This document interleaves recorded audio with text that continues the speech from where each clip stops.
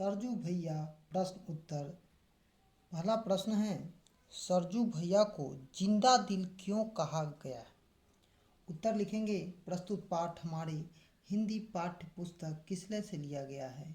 पाठ का नाम सरजू भैया और लेखक का नाम राम वृक्ष बेनीपुरी है। सरजू भैया को जिंदा दिल इसलिए कहा गया है क्योंकि वह दुबले पतले गरीब होते हुए भी मिलनसार है, मजाकिया है, हंसेरी हैं, दयालु और परोपकारी हैं और सदा दूसरे पर परोपकार करने के लिए तत्पर रहते हैं। इसलिए सरजू भैया को जिंदा दिल कहा गया है। दूसरा प्रश्न है, लेन देन के व्यवसाय में सरजू भैया क्यों सफल नहीं हो सकते थे? उत्तर लिखेंगे।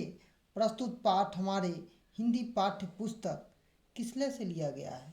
पाठ का नाम सरजू भैया और लेखक का नाम राम वृक्ष बेनीपुरी है। लेन देन के व्यवसाय में सरजू भैया इसलिए सफल नहीं हो सकते थे क्योंकि उनमें दया करुणा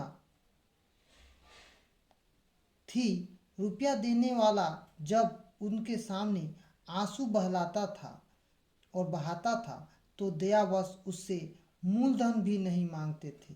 अतः ऐसे व्यक्ति को लेन देन के व्यवसाय में कभी सफलता नहीं मिल सकती थी।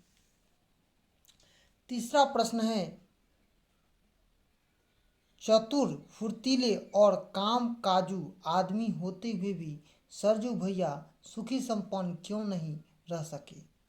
उत्तर लिखेंगे। प्रस्तुत पाठ हमारे हिंदी पाठ्य पुस्तक किसले से लिया गया है। पाठ का नाम सरजू भैया और लेखक का नाम राम वृक्ष बेनीपुरी है।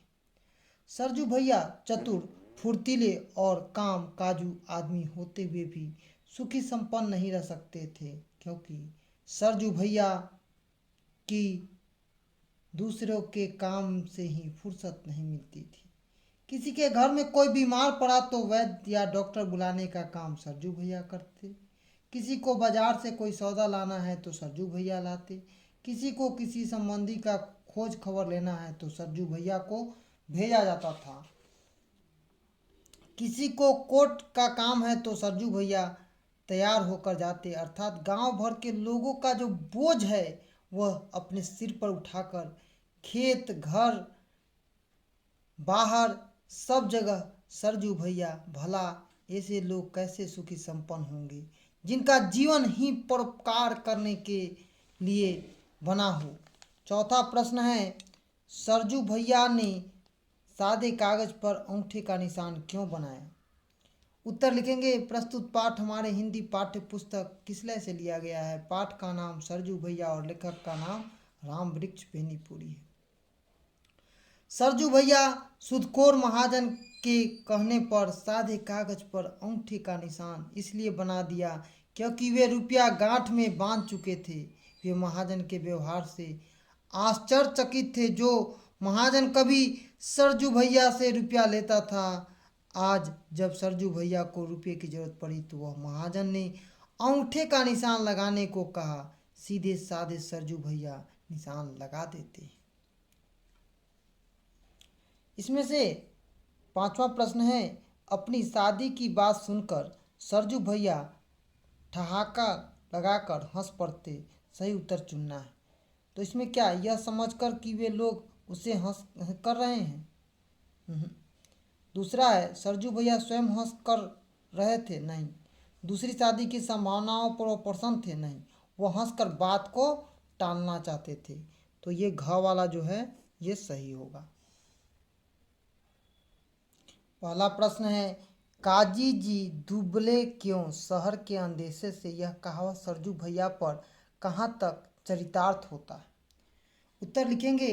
प्रस्तुत पाठ हमारे हिंदी पाठ्य पुस्तक किसले से लिया गया है। पाठ का नाम सरजू भैया और लेखक का नाम राम वृक्ष बेनीपुरी है। सरजू भैया के पास इतनी संपत्ति अवश्य थी जितनी कि वे अपने परिवार और अतिथियों की सत्कार भी बड़े मज़े से कर सकते थे। इसके बाद भी उनके शरीर की हड्डी ढांचा जैसे दिखावा था। न खाने की चिंता न अपने काम की।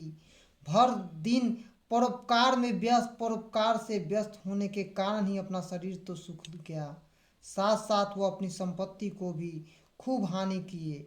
इसलिए काजी जी दूबर क्यों हैं, तो शहर के अंदेशे से। यह कहावत उन पर चरितार्थ है और सही मायने में कहा भी गया है। दूसरा प्रश्न है, आप जो खटमल और चिलर से में सबसे खतरनाक किसे मानते हैं और क्यों? उत्तर लिखेंगे, प्रस्तुत पाठ हमारे हिंदी पाठ्य पुस्तक किसलय से लिया गया है। पाठ का नाम सरजू भैया और लेखक का नाम राम वृक्ष बेनीपुरी है। हमारे विचार में चिलर, जोंक और खटमल से अधिक खतरनाक होता है। तीनों हमारा खून पीते हैं, लेकिन चिलर हमारे शरीर के खून को इतने धीरे से चूसता है कि हमें पता तक नहीं चलता है।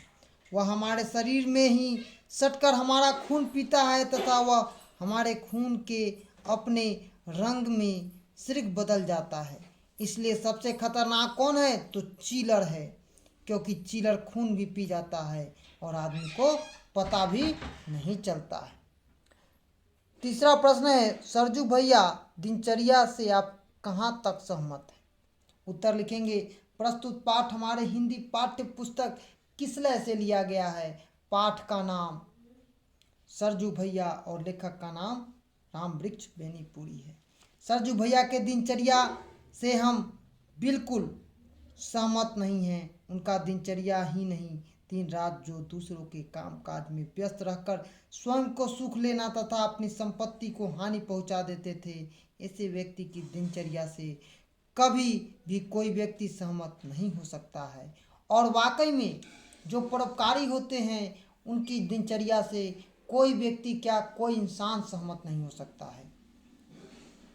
चौथा प्रश्न है, सरजू भैया की सेवा सदन का दरवाजा हमेशा खुला रहता था, इस कथन का तात्पर्य लिखेंगे। सरजू भैया की सेवा सदन का दरवाजा हमेशा खुला रहने का आशय है कि जब भी चाहो, दिन हो रात हो, सर्दी हो गर्मी हो, बरसात हो चिलचिलाती धूप हो, जो भी कहा करने को तुरंत तैयार। गांव वालों के लिए डॉक्टर बुलाना, बाजार से किसी को सामान लाना, किसी व्यक्ति को दूसरे गांव की समाचार लेने जाना हो, तब भी काम हो, पैसा हो, रुपया हो या कोई भी काम हो, वह सरजू भैया को जरूर कहता था। अर्थात दूसरों की सेवाओं के लिए वह सदा तत्पर रहते थे।